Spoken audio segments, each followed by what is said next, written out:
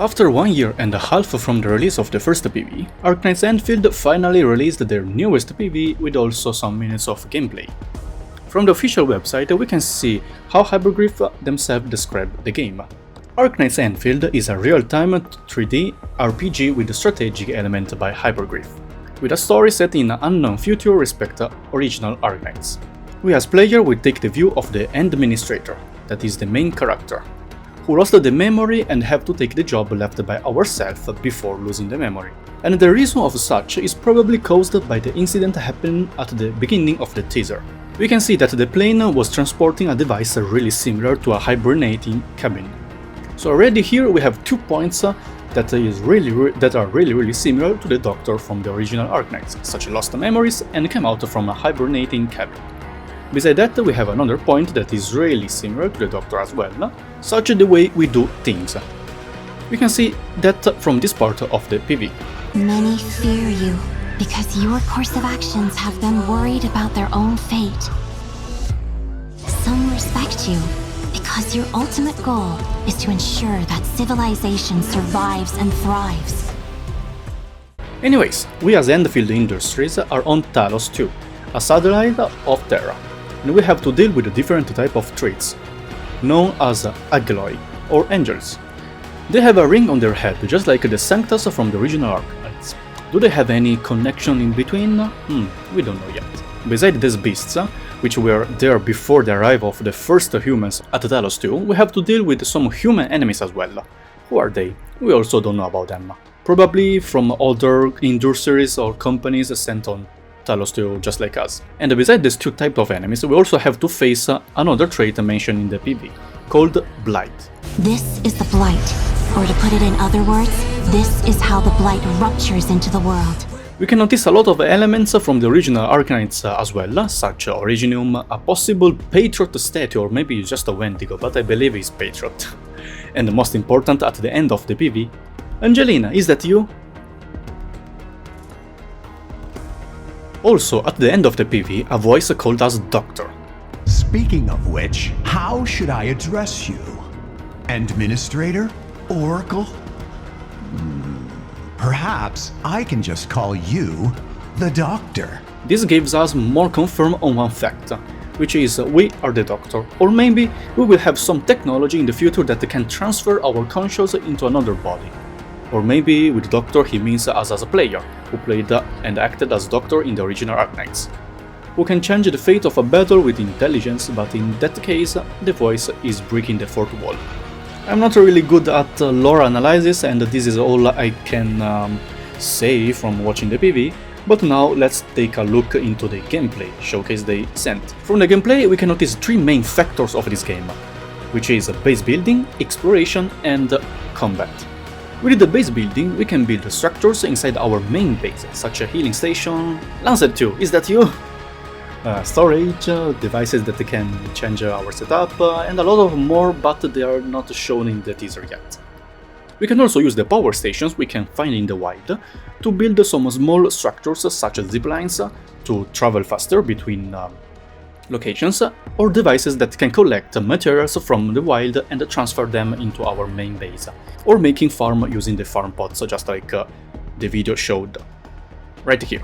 The final look of the base is really immense, and just like they announced, the base building will be one of the main game points of Endfield. About the exploration, nothing much we can say, just an ordinary exploration of a pseudo open world, since we can notice that map has some pretty obvious borders, but still you can go wherever you want and collect collectibles from the world. Talking about the combat system, looks like we can make a squad with 4 different characters, and each one will have a class, just like the original Arknights. The combat system will be that you can control one of them, and the other 3 will follow you, controlled by artificial intelligence. You can switch to the character you want by pressing the corresponding button, and each character will have one normal attack, a skill, and an ultimate skill. The animation of the burst is really cool. In this footage we can see this character called Chen using a skill really similar to the Chen from Arknights.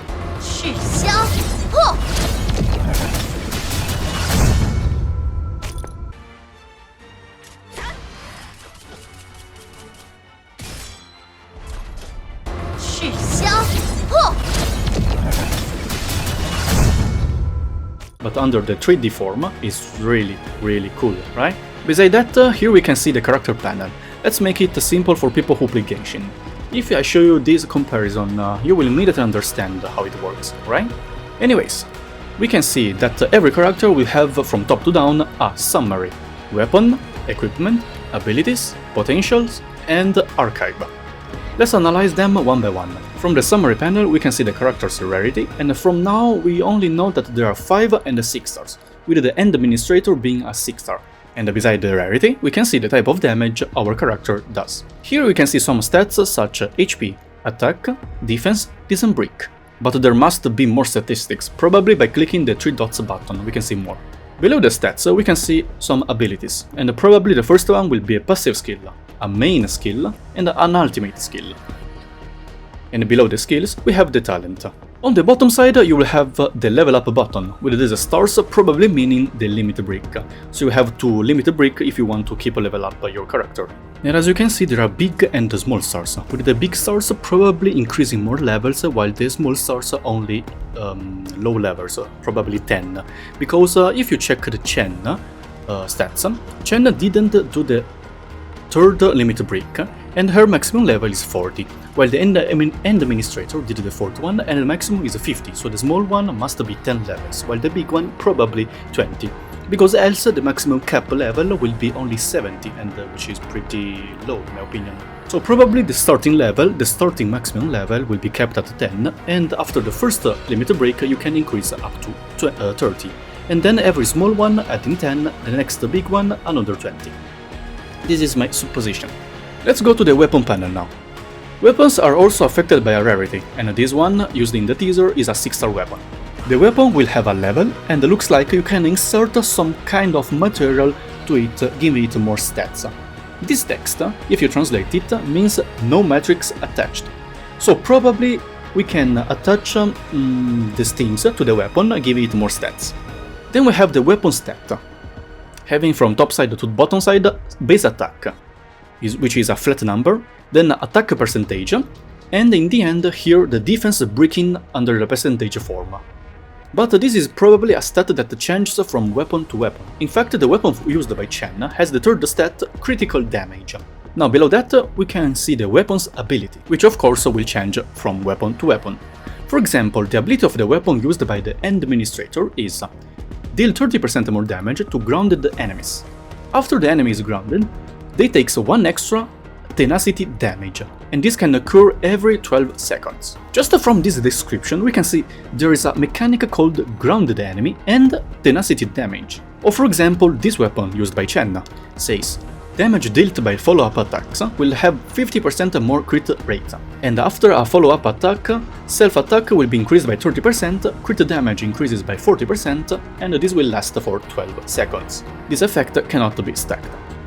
And from here we can discover the existence of the following up attacks, and only from these two weapons we discover a lot of more information regarding the combat system. The next panel is the equipment panel.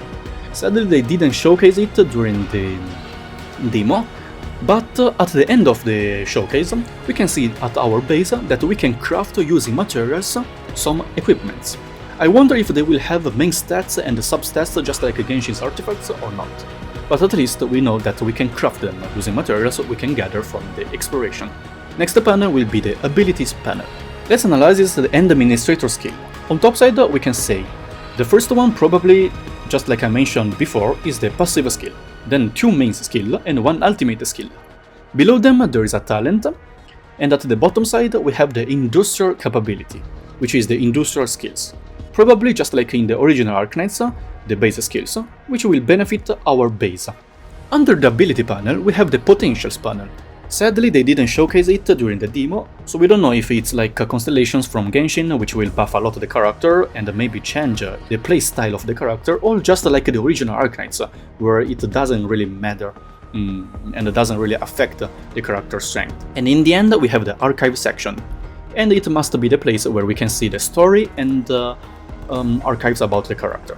Another thing I want to mention that I discovered is that the End Administrator have 2 main skills, but you can select which one to bring to the battlefield.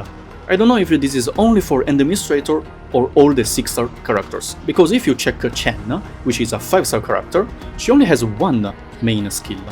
And in this demo showcase, they only showed us one 6-star character, which is the End Administrator, so we don't know yet about this. So with the character panels we finished. Let's go take a look in the actual combat gameplay. On the bottom side you can see all the 4 main skills of each character in order of the squad. And the last one is probably some food you can take and you can cook at the base, which will give you benefits during the combat. While on the right side you will see the 4 characters of the squad, and the one with the yellow arrow is the one you can control at the moment. Around each skill we can see an energy bar.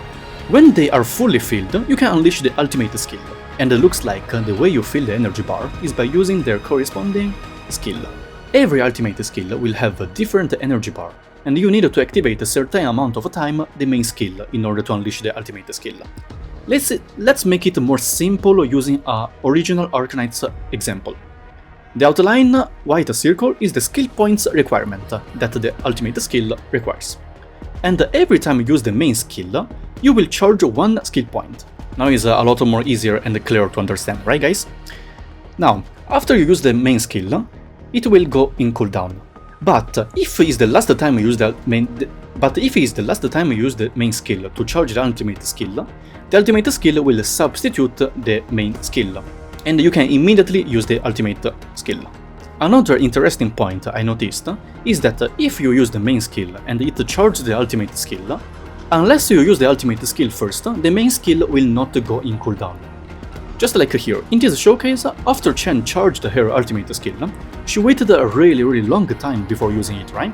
And after she unleashed the ultimate, the main skill cooldown started. And after the combat we can see the enemies dropped some material, so probably used by characters to limit break. That means we have to farm enemies to ascend our characters. From the combat we can also notice different type of damage. This is the difference between normal damage and crit damage. Also here yellow number probably electro damage and orange is fire damage. So each character has a different type of damage they can do. About the enemies, they have 2 different bars. One is HP bar and one is probably the tenacity bar. While if your character using the normal attacks will not reduce the enemy's tenacity bar, but character operator's skill will be able to reduce by 1 the enemy's tenacity. Once you stagger the enemy's tenacity bar, the enemy will take some damage and enter in a status of stunned. There are also a lot of more status the enemy can have. For example, here the enemy is under the status levitate, while here is grounded, caused by End Administrator. Sadly here we can't see the effect from the End Administrator's weapon, because when she used the skill, enemies only had 1 tenacity. Because remember the weapon skill, when the enemy is grounded will take 1 extra tenacity damage. So if the enemy had 2 tenacity here, and the Administrator could still break the tenacity bar. Anyways, so far the gameplay looks pretty good. We'll need to play it with my own hands to give it the final judge. Now let's talk about the main user interface. In the middle we can see the map and the sanity, 160 on 160. Damn, this gives me Genshin vibes. Here we can see the mail, announcements and game settings. While here we have, what is this, Lumen D? Maybe. And this is probably the currency that is used for Gacha, basically the currency that will substitute the Originum Prime from original Arknights. Now on bottom side, this is probably the energy used by the base. On the left side we have from top to down operators, squad, exchange. Operators and squad are really simple to understand just from the name, while about exchange is probably the shop, where we can buy stuffs using our currency. While on right side from top to down and from left to right we have not available yet missions, PRTS. I don't know what it is to be honest, but PRTS, really interesting. Then we have a backpipe, then we have a backpack, precious items, map and a wiki. All of them really simple to understand, so yeah, nothing more, not that much to talk about. Really simple, but at the same time really cool user interface. Hyperglyph really never disappoints, huh? At 10 November, Siena will have their technical test, and I want to share my point of view about the gacha of the game. First of all, this is not even the first beta test, but it is just a technical test, probably to see how the game performs on different devices, so they can do better optimization of the game. And probably they're not going to let us try the gacha of the game, the gacha system. That means all the playable characters and the weapons will be given via mail or probably from the exchange shop. So for now we cannot judge if the gacha is good or not. But I can say for sure that we will need to pull for characters and weapons, since both have rarities and weapons have skills. But who will know? I believe in Hypergriff.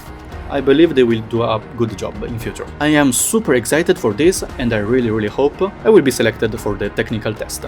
If I can get in, guys, I will stream it for sure, so stay tuned. Thanks for watching, guys, this is Kyo, and see you in the next video. Bye bye!